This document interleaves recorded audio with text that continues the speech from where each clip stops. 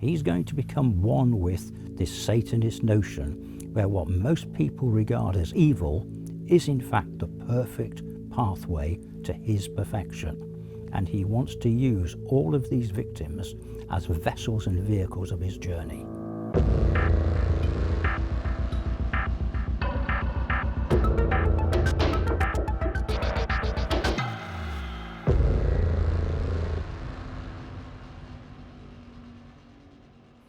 I'm Paul Britton. I'm a consultant psychologist.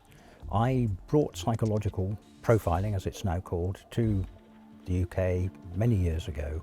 I have worked on so many different murders and rapes that it makes your heart go cold sometimes. Now, whilst in his adulthood, Richard Ramirez killed at least 13 people, not necessarily sequentially, but in different little settings. He's a person who became familiar with violence much, much earlier, in his childhood. It's often thought that if a person has an adverse childhood, they will automatically go on to be some sort of offender. It's not true. Lots of folks have difficult childhoods, they don't all go on to be offenders. This person did. So it's worth looking a little more deeply at his specific experiences that may have influenced him going down that pathway. When he was a young boy, Ramirez was subjected to seeing his cousin shoot his wife to death. Quite bloody, quite clear. He was present as a young boy. Now, for many people, that would be a traumatic experience that would set them back, would make them enclosed, would push them away from anything to do with violence and guns. It seems to have done the opposite with Ramirez. He wasn't traumatized as far as we know. He certainly went in a different direction, but part of his life, his process, was to become eroticized by violence in this way. If that wasn't enough, what we see is throughout the next few years, his family and friends normalized for him this sort of violence, and in particular sexual violence. In short order, he was shown photographic images repeatedly of young women, Vietnamese young women, who were murdered, mutilated, dismembered in the most brutal ways in photographic images. This would have had an effect. He was taken out on crime adventures, crime pathways with a relative. He went out on burglaries. He went to learn, if you like, although he didn't know that's what he was learning, the trade of being a criminal. Now, he had already started in some ways to separate himself from the rest of society, because before he started killing people, he wanted to get away from the pressures at home that were bringing him pain.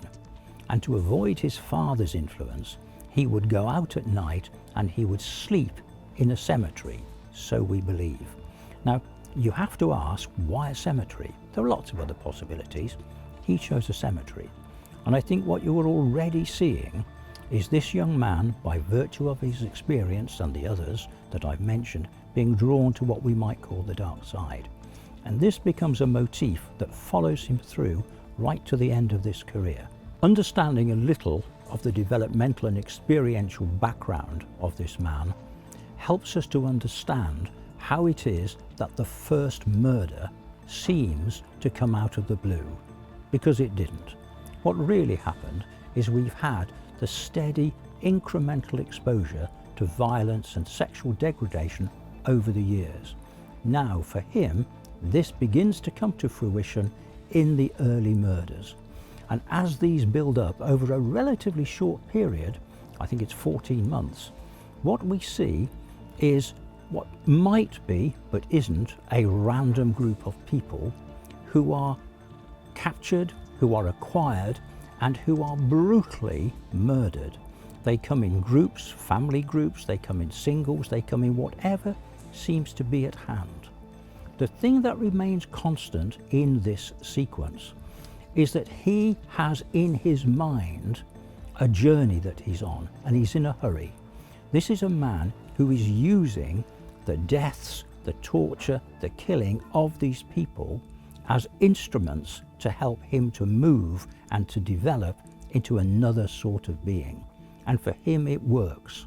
He uses the degradation to enhance his relationship with what he calls the Satanist approach to things.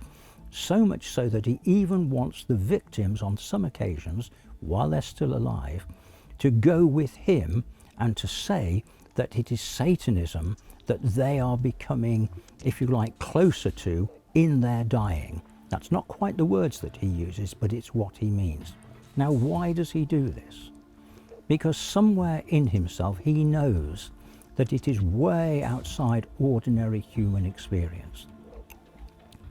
And for him, this is becoming. This is where he is going to transcend ordinary humanity and become a different sort of super being. It's clear that this man did have some adverse experiences in childhood. We know that there was head injury. We know that there was certainly some form of epilepsy that followed. But it's also been suggested, and maybe said strongly, that there were attention difficulties, that there was a strong element of narcissism, and that there were other factors that, if you put before a jury and a judge, might lead to, if you like, a mitigation. This is not a man, I think, who was in the grip of an inescapable urge. This is a man who revelled in the feeling that his killing and his torture brought to him. This is a man who went out to find for himself a name that would give him high status amongst the public perception of serial killers. And to an extent, he's got it.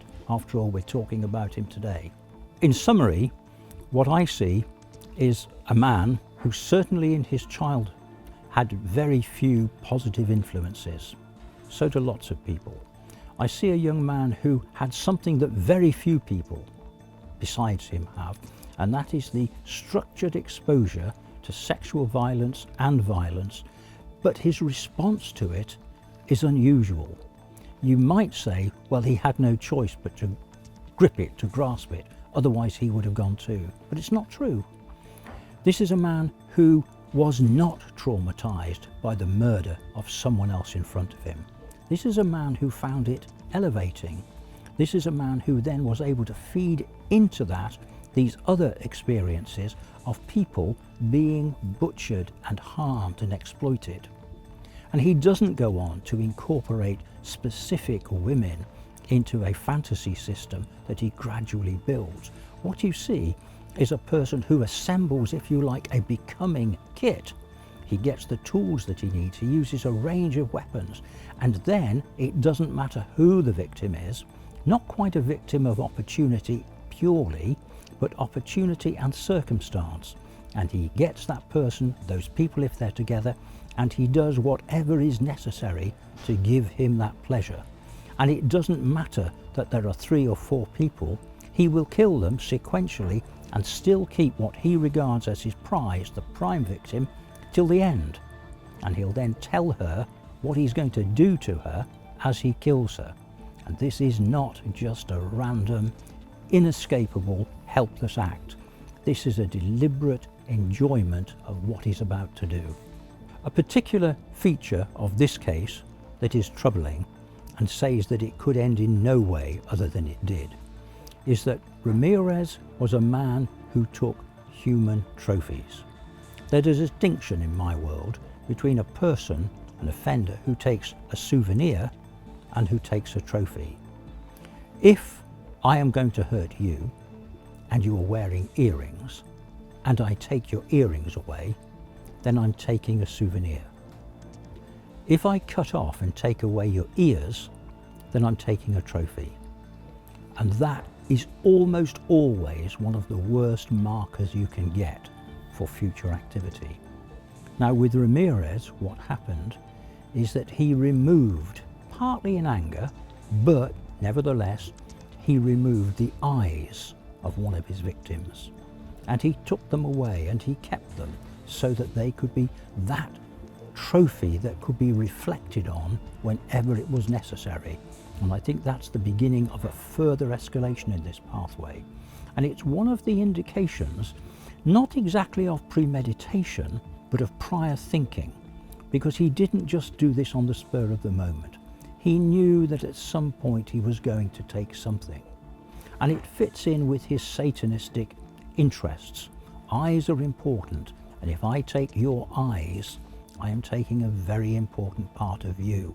And that's what this man wanted. It helped him on his journey to becoming something else.